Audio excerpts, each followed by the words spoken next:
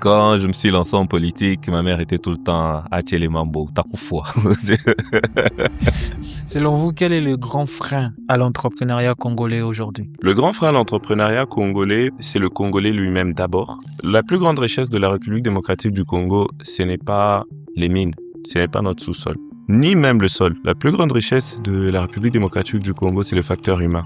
L'utilisation à bon escient de ce facteur humain peut propulser ce pays. Nous avons reçu une éducation d'abord globale, très généralisée, qui n'a pas été très spécifique. C'est seulement de nos jours qu'on commence à essayer de spécifier les choses. C'est qui a bourré la tête des Congolais, ça je parle de ceux qui sont éduqués. Ok.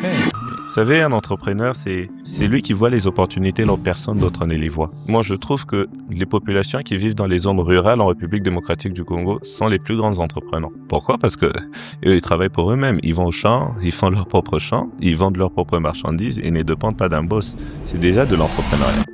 Fais-moi une petite faveur de t'abonner et de cliquer sur la cloche de notification pour ne rien manquer.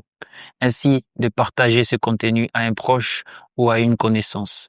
Car mon équipe et moi avons pris l'engagement de t'offrir chaque semaine un épisode. Merci pour l'action que tu feras.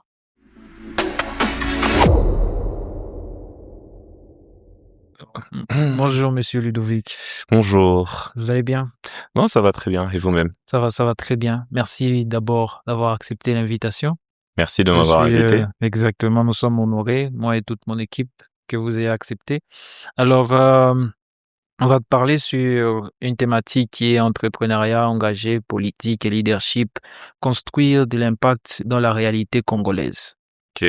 Oui, alors, mais avant qu'on puisse commencer et débuter, on aimerait un peu savoir qui est monsieur Ludovic. Ludovic, vous savez que c'est difficile de parler de soi-même. Hein. C'est très difficile. Allez-y.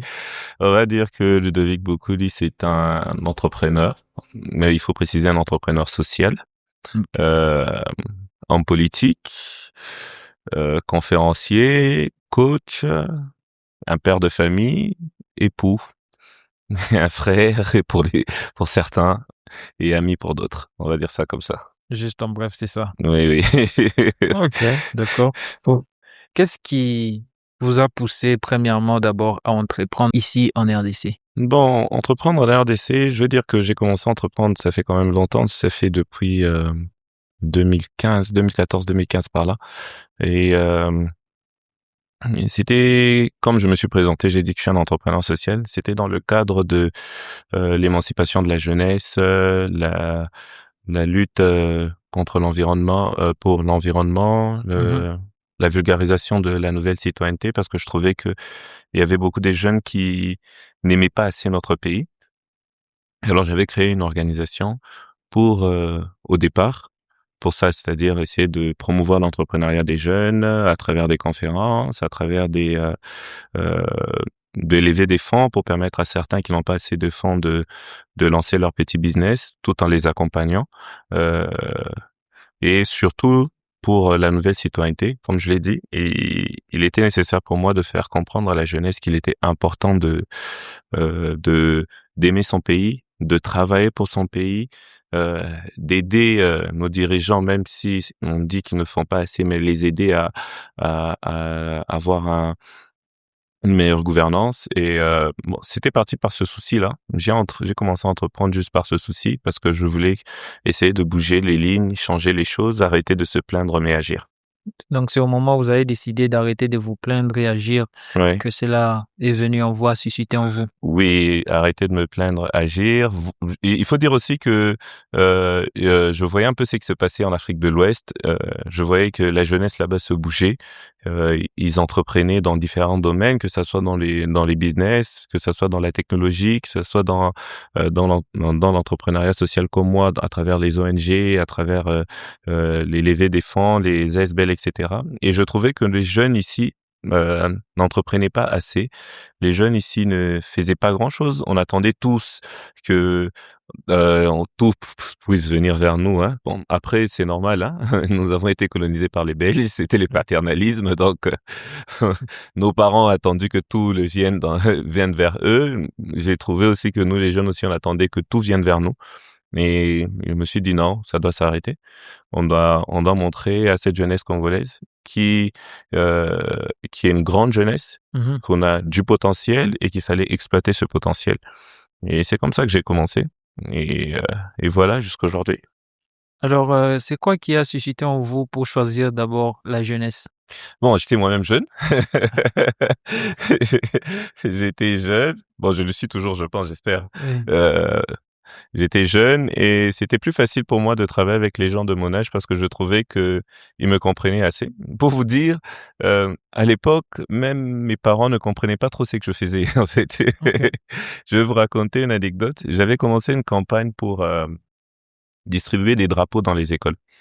Parce que je m'étais rendu compte que nos jeunes, nos petits frères, nos petites sœurs ne connaissaient pas chanter l'hymne national. Parfois, quand tu lui posais la question, c'est quoi les couleurs du drapeau? Ils ne connaissent pas la signification. Ils ne connaissent pas. Alors, j'avais lancé cette campagne en l'avant dans les écoles. J'ai donné les drapeaux. Et je vais vous choquer, à l'époque, vous savez, un drapeau officiel de la République démocratique du Congo coûtait combien? Ça coûtait $150. Un drapeau Oui, officiel. officiel. Ça coûtait $150. OK. Et pour les écoles dans les périphéries, c'était très difficile pour eux de les obtenir, surtout quand je venais de lancer la gratuité, etc. Donc, j'allais distribuer ces drapeaux et essayer d'expliquer la signification et apprendre à vulgariser l'hymne national parce que c'est, je trouvais que c'était la base même pour pouvoir aimer mon pays. Et mes parents me posaient la question, mais qu'est-ce que tu fais? C'est inutile ce que tu fais là, ça va t'amener où? Pourquoi tu fais ça? Après, j'avais compris que bon, on vient d'une génération différente, on n'a pas la même façon de voir les choses, la même façon de penser. Bon. Exact. Et moi, je me suis lancé, j'ai Et évolué. à quel moment vos parents vous ont maintenant compris? Quand ils m'ont compris, est-ce qu'ils m'ont compris? Je ne sais pas s'ils m'ont compris, mais on va dire que maintenant, ils m'encouragent parce qu'ils voient que je m'épanouis dans ce que je fais. Mais me comprendre, je ne pense pas. C'est parce que quand je me suis lancé en politique, ma mère était tout le temps à les mambo, t'as coup foi. En tout cas. Alors, selon vous, quel est le grand frein à l'entrepreneuriat congolais aujourd'hui? Le grand frein à l'entrepreneuriat congolais, c'est le Congolais lui-même d'abord. OK. Je m'explique. Mhm. La plus grande richesse de la République démocratique du Congo, ce n'est pas les mines, ce n'est pas notre sous-sol, ni même le sol. La plus grande richesse de la République démocratique du Congo, c'est le facteur humain. Nous sommes nombreux, très, très, très nombreux. Et l'utilisation à bon escient de ce facteur humain peut propulser ce pays. Et Mhm. je trouve que le Congolais lui-même ne se rend pas compte des forces et le potentiel qu'il a. Et ça se justifie par l'éducation que nous avons reçue. Nous avons reçu une éducation d'abord globale, très généralisée, qui n'a pas été très spécifique. C'est seulement de nos jours qu'on commence à essayer de spécifier les choses. C'est qui a bourré la tête des Congolais. Ça, je parle de ceux qui sont éduqués. Et l'éducation dans le sens de ceux qui n'ont pas reçu assez d'éducation, ils n'ont pas compris. Pas comprendre. Ils n'ont pas appris à entreprendre. Ils n'ont pas su avoir les outils qui les amènent à entreprendre. Même si, moi, je trouve que les populations qui vivent dans les zones rurales en République démocratique du Congo sont les plus grands entrepreneurs.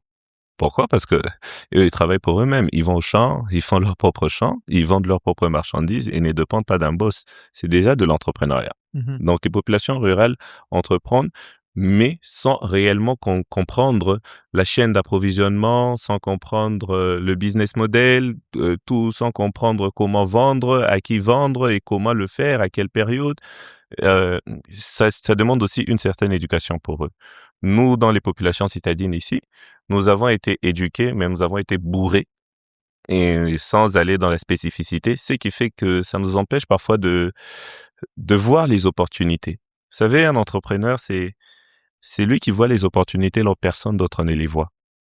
Exactement. Oui. Et on est tellement global et général et surtout on nous a tellement bourré de beaucoup de choses qu'on a tendance à ne pas voir certaines opportunités qui se présentent à nous. Nous sommes dans un pays qui manque de tout, qui manque absolument de tout. Et il suffit un peu d'ouvrir les yeux, d'analyser et on va trouver le gap dans le marché. On va trouver dans quoi entreprendre, quoi faire et surtout créer un nouveau business. Mais beaucoup Ils sont focalisés surtout aujourd'hui, les téléphones ne nous aident pas. On passe la plupart de notre temps sur nos téléphones, même si je pense que beaucoup vont nous suivre sur les téléphones. Ok. Oui, on passe beaucoup de temps sur le téléphone sans réellement essayer d'observer notre environnement et de voir ce qui se passe autour de nous. Ça, c'est le premier facteur. Le second facteur, comme beaucoup de gens l'ont dit sur le plateau, le gouvernement ne nous aide pas assez. Bon, je ne dirais pas qu'il nous aide pas assez. Le gouvernement a déjà créé beaucoup de programmes Mhm. pour les entrepreneurs. Le problème se trouve dans la vulgarisation. Nous avons la NAPI, nous avons aujourd'hui le ministère de la Jeunesse qui a lancé un programme avec Cisco. Il y a beaucoup de programmes comme ça. Nous avons la coopération belge à travers Enabel qui a aussi lancé un programme pour la jeunesse qui doit entreprendre. Il y a énormément de programmes pour entreprendre que le gouvernement a mis en place. Par contre, là où le bas blesse, c'est il n'y a pas assez de vulgarisation et je trouve que ce sont des programmes qui sont focalisés sûrement sur une certaine catégorie de personnes et souvent dans la capitale. Nous qui sommes en province, on a beaucoup de difficultés à accéder à ce genre de programme. Le troisième facteur, ce sont les entrepreneurs eux-mêmes. Les entrepreneurs à succès qui ont réussi dans l'entrepreneuriat. En République démocratique du Congo, on a tendance à voir qu'ils ne prennent pas la jeunesse en bas pour les aider à entreprendre le chemin du succès. Très souvent, ils sont sur leur piédestal, ils y restent, ils ne veulent pas voir ceux qui sont en bas. Même quand ils font des conférences, vous allez voir qu'ils viennent, costume, cravate, c'est un parfum qui coûte très cher, une très belle montre. Quand on leur pose la question comment vous avez fait pour réussir, comment vous en êtes arrivé, là, ils vont répondre le travail. On sait qu'il faut travailler. Mais on sait aussi qu'il y a quand même un secret vers le succès. La réalité. Oui, la réalité. Ce que les jeunes veulent savoir, c'est la réalité. Comment vous avez réellement fait pour y arriver? C'est vrai, on doit travailler. Mais comment vous avez réellement fait? Quel coup de pouce vous avez eu? Et vous, quel coup de pouce vous pouvez donner à la jeunesse? Parce que je ne pense pas qu'au Congo, il y a les entrepreneurs qui ont créé des incubateurs, non. Mais quand on regarde dans des pays comme la Côte d'Ivoire, comme le Kenya, comme le Nigeria, vous allez voir que beaucoup d'entrepreneurs, surtout dans la technologie, beaucoup d'entre eux ont réussi et lancé leur business ou leur plateforme à travers d'autres entrepreneurs à succès. Parce que ce sont ces entrepreneurs à succès qui les ont financés, qui les ont aidés à avancer. Ici, en République démocratique du Congo, on n'a pas ça. Et c'est bien dommage. En tout cas, vous avez dit des choses que moi-même, ça me touche Oui, parce que lorsqu'on voit tout ce qui se passe par rapport aux conférences et exactement. tout, on a l'impression que ce sont des choses qui se répètent Exactement. Mhm, et que on veut apprendre la réalité. On veut mhm, savoir comment est-ce que ils ont réussi. mhm. Alors, vous avez parlé aussi que vous mettez aussi en place des conférences. Oui. Alors, quel est le but de vos conférences? Bon, je veux parler par exemple de la dernière conférence dans laquelle j'ai été même intervenant, le symposium de la jeunesse du Lualaba. Ça s'est passé au mois de décembre à Kolwezi. Quand la fondation MAP, qui a organisé cette conférence, a lancé la conférence, c'était pour pouvoir trouver des solutions aux jeunes, c'est-à-dire trouver des jeunes qui veulent entrer dans l'emploi, trouver pour eux des opportunités d'emploi et leur montrer comment accéder aux emplois. Et ceux qui veulent entreprendre, trouver pour eux des opportunités d'entrepreneuriat ou pourquoi pas financer leurs projets. Et à travers cette conférence, qu'est-ce qui s'était passé?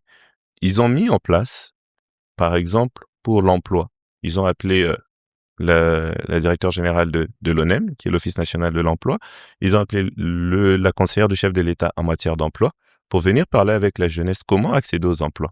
Vous savez qu'en République démocratique du Congo, on se plaint qu'il n'y a pas d'emploi, mais vous savez aussi que les recruteurs se plaignent qu'il n'y a pas de profils.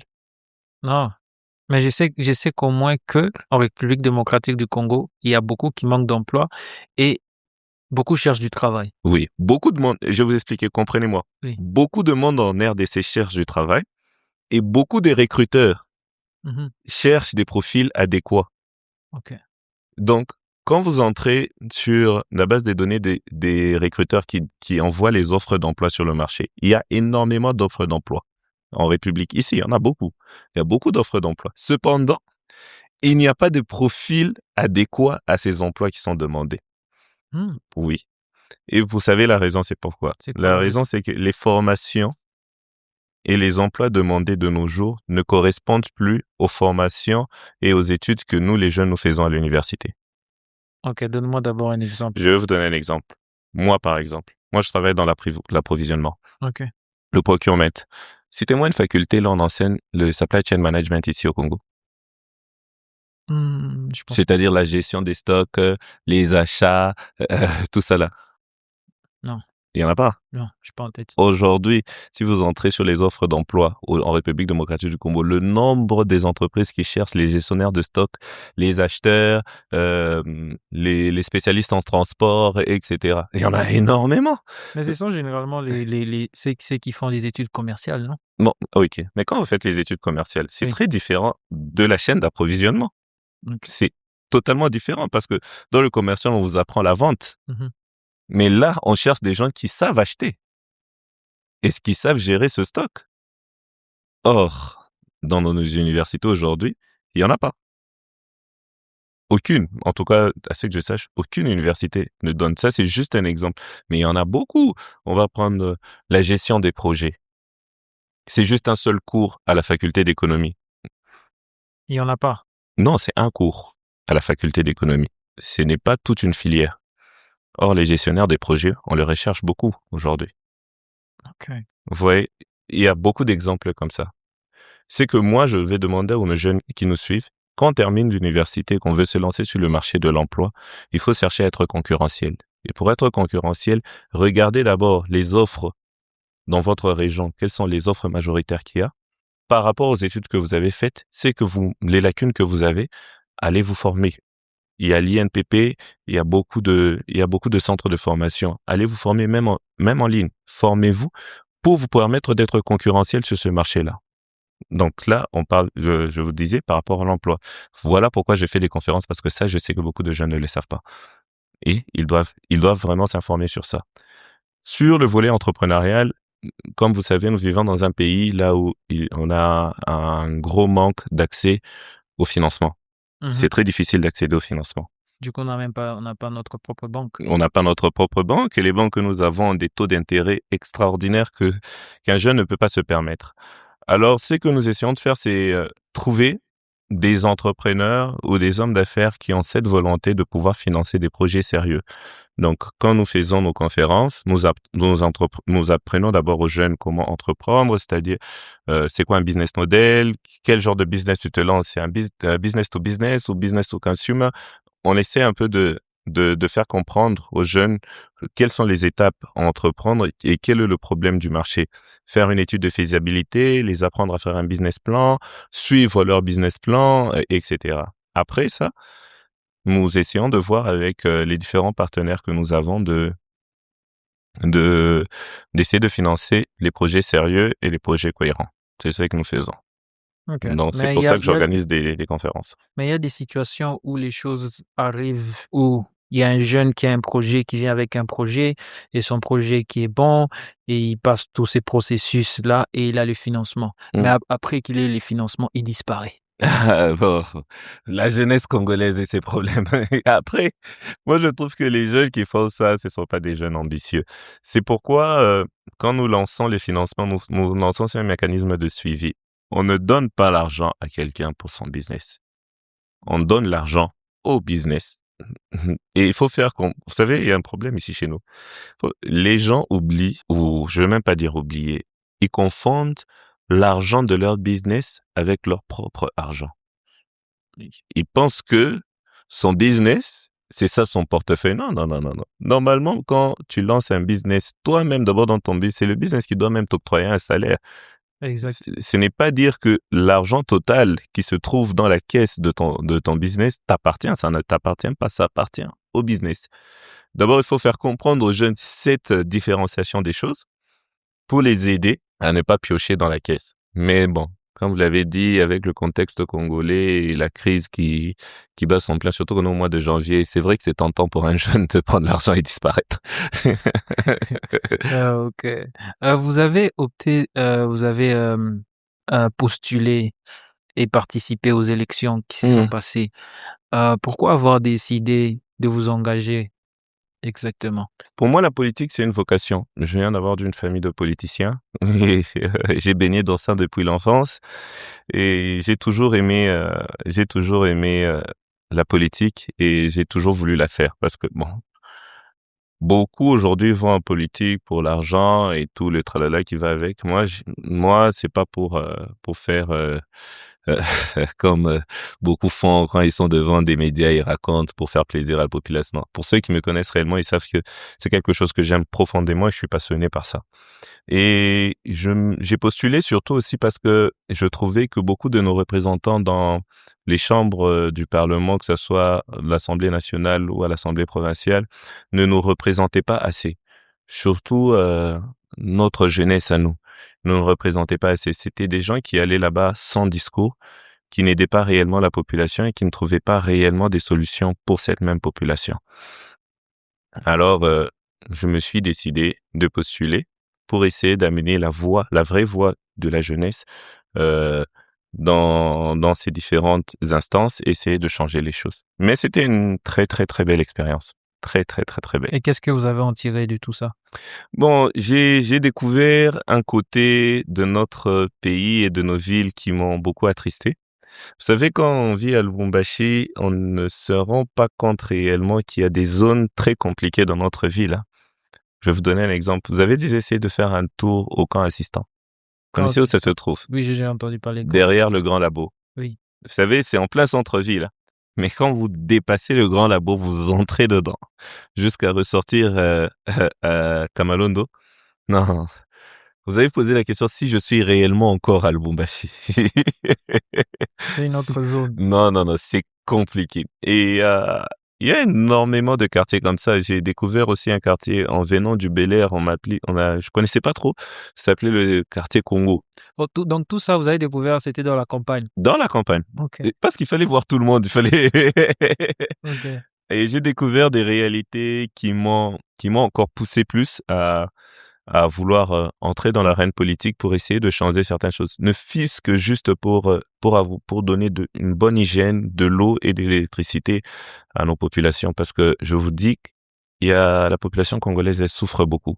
Elle souffre beaucoup. C'est une réalité qui m'a beaucoup frappé et qui m'a fait comprendre les poids des responsabilités quand on décide de se lancer en politique. Parce que c'est la vie de gens que vous pouvez changer en faisant bien les choses. Mais c'est aussi la vie des gens que vous pouvez aussi amener dans encore plus détériorer cette vie si vous faites mal les choses. Mais il y a une chose que j'ai remarqué, ça c'est selon mon point de vue. Quand on est acteur politicien, que ce soit, on n'est pas encore élu. Ok, on a tellement beaucoup d'ambition et tellement beaucoup de choses qu'on veut réaliser. Mais lorsqu'au fond on entre à l'intérieur, on réalise qu'il y a tellement beaucoup de problèmes que même comment je vais dire, que même nos ambitions, oui. on les oublie. Oui, vous savez, la politique a ses réalités. Ok. Quand on fait la politique et même quand on accède à des postes, il y a des jeux et des calculs politiques. Et c'est toujours nager en eau trouble quand on fait de la politique. C'est nager en eau trouble. C'est vrai qu'on peut se retrouver devant certaines difficultés qui nous empêchent à réaliser certaines choses. Mais je pense que quand on entre, on doit établir un plan. Comme dans toute chose dans la vie, il faut établir un plan et essayer de suivre son plan et l'adapter par rapport à certaines difficultés qu'on rencontre. Souvent, beaucoup, ils y entrent, vous savez, quand on a les idées en vrac, on a les ambitions, on veut faire ceci, sans plan réel, sans projet réel, on va jamais les réaliser. Mais quand on a un plan, on se dit que je vais commencer par ça. Moi, vous savez, je savais même déjà si je passais député, la première loi que je vais proposer, j'avais déjà en tête. Ok. Je l'avais déjà en tête. Je peux même vous la raconter. Je m'étais rendu compte que les sociétés minières, pour recruter les jeunes, ils faisaient les tris à travers l'intelligence artificielle. Les traits à travers l'intelligence artificielle. Quand vous postulez en ligne, oui. c'est d'abord l'intelligence artificielle qui choisit les candidats. Les candidats. Après, l'humain intervient après. Dans quelle entreprise exactement? On va pas citer les entreprises. Okay. On va pas citer. Mais croyez-moi, beaucoup d'entreprises minières, Okay. quand on apply, la première chose qui se passe, c'est l'intelligence artificielle qui trie nos CV. Ok. Après, c'est quand on arrive chez l'humain. C'est comme ça, vous allez vous rendre compte. Vous pouvez apply. Vous avez toujours une réponse automatique qui revient vers vous.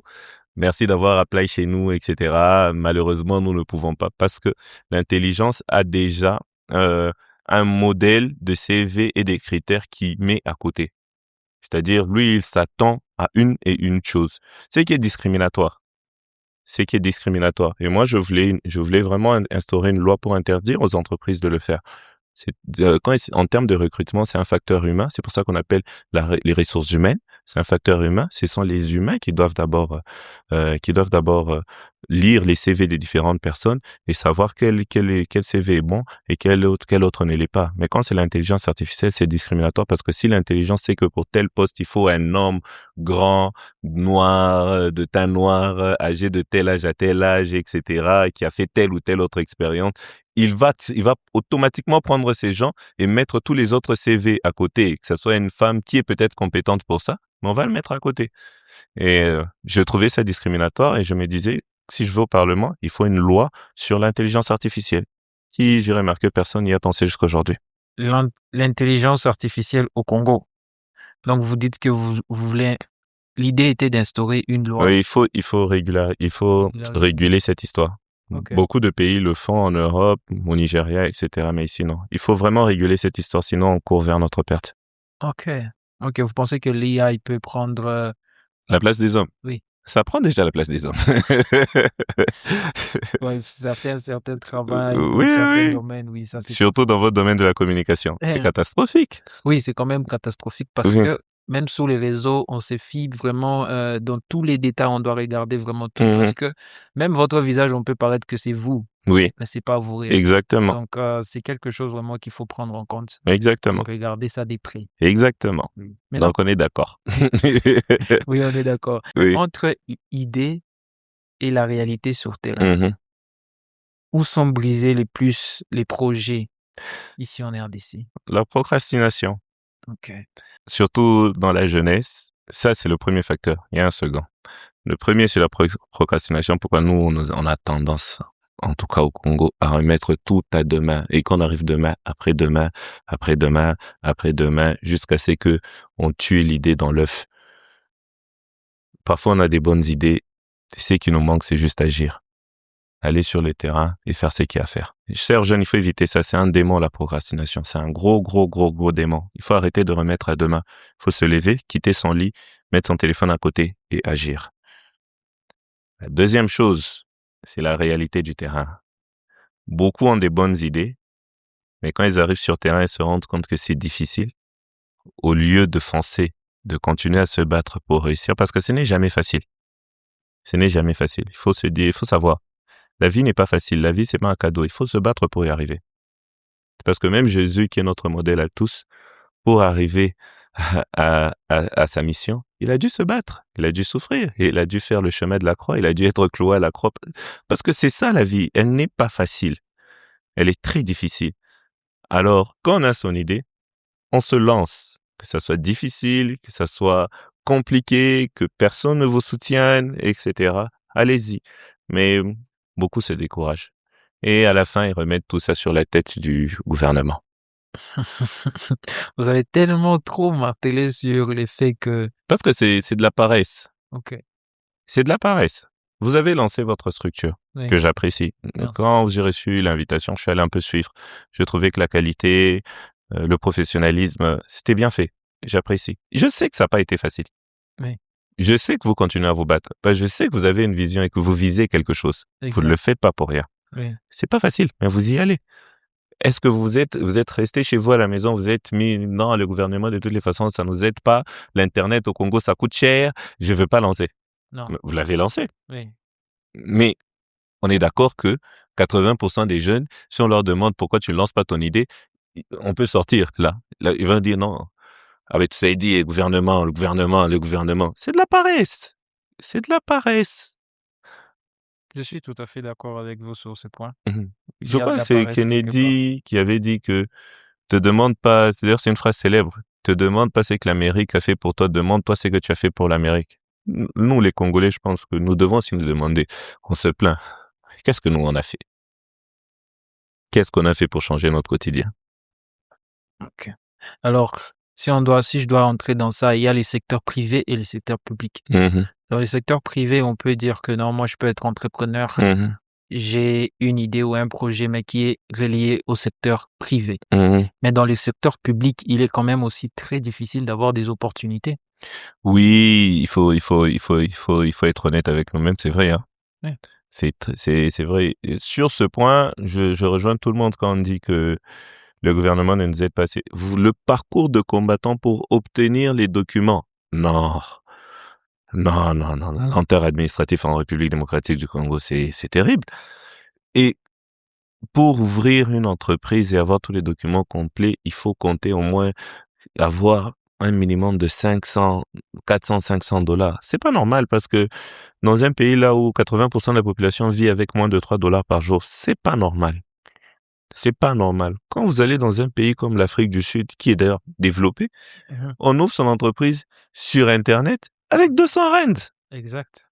J'ai entendu parler de ça. Avec 200 rand, c'est moins de $20. Oui, entre 30 ou 25 $. Oui. Mais qu'est-ce qui... Bon, il y a des choses qu'il faut ici, il faut améliorer ici, hein. Il y a des choses qui sont pas normales. C'est vrai. Là, l'État congolais doit faire beaucoup d'efforts. On vit dans un pays là, beaucoup de gens, comme je vous dis, le facteur humain est très important, mais nous avons aussi besoin de certaines facilités. L'État, tracasserie, ne vous inquiétez pas. Et que le podcast est c'est moi du succès. Oh là là là, vous allez avoir tout le monde, la RTCP, tous ces gens-là derrière vous. C'est pas normal. Ça étouffe l'entrepreneuriat. Ok. Là, je suis d'accord avec vous, le secteur public ne nous aide pas. Il ne nous aide pas du tout. Ok. Il y a des efforts à faire. Il y a beaucoup d'efforts à faire. Oui. C'est comme moi, par exemple, je vais donner un exemple sur moi. Avant d'avoir tous les documents qu'il fallait pour structurer et Mhm. tout, euh, si je dois dire le minimum que ça a pris, c'était au moins 600 à 700. Oh, c'est beaucoup. Oui, c'était très beau. Oui, c'est énorme. C'est Pour un énorme. jeune en plus. C'est Exact. énorme. Oui. Alors, c'était avec un avocat, bon, je vais pas citer. Et Mhm. mais après, ça s'est bien passé. Et donc, voilà. J'avais pas le choix. J'avais pas le choix et tout parce que je sais qu'au début, je m'étais fait encore arnaquer. Vous comprenez? Donc c'est un peu ça. Mhm. Et c'est avec les expériences qu'on apprend. Oui, Et donc, effectivement. Faut pas se décourager. j'étais pas découragé. J'ai dit, je vais encore essayer. Et j'ai essayé. Donc, voilà. TEDx, Mhm. Makomeno et TEDx Kolwezi. Oui. Pourquoi est-ce important d'emmener ces genres d'événements ici? Le TED, au départ, c'est des conférences pour, comme ils disent eux-mêmes, l'innovation, la vulgarisation de la technologie, mais surtout, comme en anglais on dit spread new idea. Spread, je sais pas comment traduire ça. Bon. Release. Vulgariser, oui, Vulgariser. oui, vulgariser les nouvelles idées. Nouvelles idées. Et ces conférences ont changé des vies. Quand vous allez sur Internet et que vous lisez les conférences TED, que ce soit TEDx Bruxelles, Paris, quand vous entrez dans les commentaires sur YouTube, vous voyez que des gens vont te dire cette conférence a changé ma vie. Vous pouvez voir, il y a un TED d'Elon Musk qui est très populaire. Quand vous le suivez, vous entrez dans les commentaires, tout le monde dit ça a changé ma vie, ça a changé ma façon de voir les choses, etc. Et quand moi j'ai vu ça, je me suis dit bon, essayons de voir d'abord au Congo si ça se fait. Et à ma grande surprise, il y a eu un TED à Kinshasa qui avait été organisé à l'école américaine il y a très longtemps. C'était la fille de l'ancien président de la République qui l'avait organisé il y a très longtemps. Après, je me suis dit, bon, comment ça se fait qu'un grand pays comme ça, il n'y a jamais de conférence TED? Parce que moi, je voulais aussi aller assister, suivre et tout. Et un ami me dit, essaie d'avoir d'abord la licence. Peut-être c'est possible. Essaie. Non, pour avoir ce genre de conférence, il faut avoir une licence. Oui, il faut avoir une licence. Ok. Il faut avoir une licence. J'ai appelé. À ma grande surprise, on m'a appelé, on m'a dit non, vous savez, c'est une région là, il y en a jamais et tout. Passer par une interview, je suis passé par l'interview via Skype et puis j'ai eu la licence pour d'abord le TEDx Makomeno. C'était en 2022. Je l'ai organisé. C'était le 24 juin 2022. Je l'avais organisé à l'université Nouveaux Horizons et La difficulté maintenant, c'était de trouver les orateurs qui entrent dans les conditions TED. Et Dieu merci, j'en avais trouvé. À l'époque, j'avais le directeur général de la TMB, directeur général de Access Bank, j'avais le professeur Witt Mulongo, j'avais Divine Bellotti, je sais pas si vous Oui, connaissez, je de connais. Lucie Trapp. Oui. Euh, j'avais le prophète Israël. J'avais des bons orateurs. Et on l'a fait, c'était un succès. Et j'avais compris que c'était important parce que beaucoup de jeunes, et surtout comme je l'avais fait dans un milieu universitaire, beaucoup que je vois même aujourd'hui qui sont devenus des entrepreneurs, qui ont lancé beaucoup de choses. Parfois, ils m'écrivent toujours, mais tu vas pas refaire un autre TED, ça nous avait beaucoup aidé, c'est qu'on avait écouté là-bas, on avait ce partage d'expérience. Et je m'étais dit, OK, essayons encore. J'ai encore appelé pour une licence pour renouveler ma Comeno. Je l'ai renouvelé, je pense l'organiser cette année. Et après, j'ai essayé aussi Colosie parce qu'on dit que c'est la terre des nouvelles opportunités. C'est exact. Oui. Exact. J'ai essayé, j'ai aussi eu la licence. À Colosie, ça va se passer au mois d'avril. Ah. C'est important d'avoir ces conférences internationales parce que ça montre aux jeunes que c'est possible. C'est aussi bien pour le partage d'expériences. Vous savez, nous vivons dans un pays là où les jeunes n'ont pas accès à, entre guillemets, les autorités, c'est-à-dire les chefs d'entreprise, les entrepreneurs, les ministres, etc. Oui, c'est bien de créer des plateformes pour pouvoir aider ces jeunes à les côtoyer, parce que quand il y a un TED, il y a des pauses café, il y a le cocktail qui est après, et ces jeunes, ils y vont. C'est vrai, ils les ont écoutés, mais après, ils y vont, ils parlent, et ils échangent des cartes, etc. C'est important.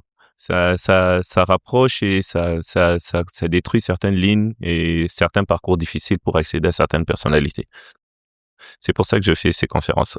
OK. Chez nous, la vision du podcast, généralement, c'est juste au niveau où vous avez mentionné. On aimerait que, et c'est en train d'arriver dans le sens, lorsque quelqu'un écoute à travers nos invités un message ou suit le podcast entièrement, il y a un déclic qui apparaît, il y a un changement.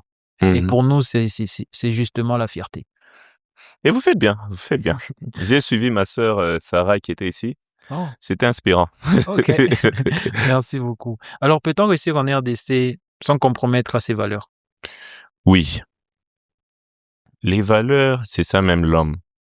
Bon, pour paraphraser, hein, on peut dire aussi c'est ça même la femme. Donc, l'homme se caractérise par ses valeurs. OK. Quand on entreprend ou quoi qu'on fasse dans la vie, il faut toujours rester avec ses valeurs, suivre ses valeurs et continuer avec. Moi, j'ai toujours eu horreur de la corruption. Je déteste la corruption. Non, même les petits 1000 francs qu'on donne au PCR, etc. Moi, je les fais pas. Je n'aime pas ça. Et je me suis toujours donné ce leitmotiv dans ma vie que moi, je ne passerai pas par ça. Et j'avance avec ça dans ma tête. Moi, je vais pas corrompre. Moi, je vais pas faire ça. Je vais pas prendre des raccourcis. S'il faut, quand on cherche les documents, s'il faut prendre tout le parcours de combattant là, je vais le faire. Les histoires là que les avocats aiment souvent venir dire, non, tu vois, il faut donner un peu pour les transports. Non, moi, j'aime pas ça. Moi, j'aime pas ça. Moi, je préfère aller, s'il faut passer par tout ce qu'il faut passer là, je vais passer. Même quand je vais à la banque, peu importe la personne que je connais, s'il y a une ligne à suivre, je la suis. Parce que nous, les Congolais, quand on vit à l'étranger, on suit les règles. Mais ici, chez nous, on a tendance à vouloir Toujours passer à côté. Donc, quand nous venons prêcher les changements ici, il faudrait que nous-mêmes, soit un changement. nous-mêmes, nous soyons un changement. Et je pense que c'est ces valeurs-là qui sont très importantes. Et je sais, le contexte congolais est très difficile.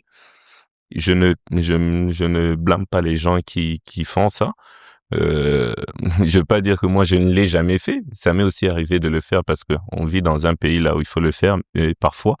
Mais je pense que faut toujours garder ses valeurs et essayer de rester droit dans ses bottes par rapport à ça. Même si ça rend encore les choses beaucoup plus difficiles. Ouais, ça rend vraiment les choses Très difficiles même. très difficiles. Alors, quel rôle doit jouer le leadership local dans le développement réel du pays? Le leadership, c'est... Aujourd'hui, on en entend beaucoup parler. Hein? Je suis leader, je suis leader, je suis leader. Mais vous savez, un leader, c'est celui qui pousse les autres à donner le meilleur d'eux-mêmes.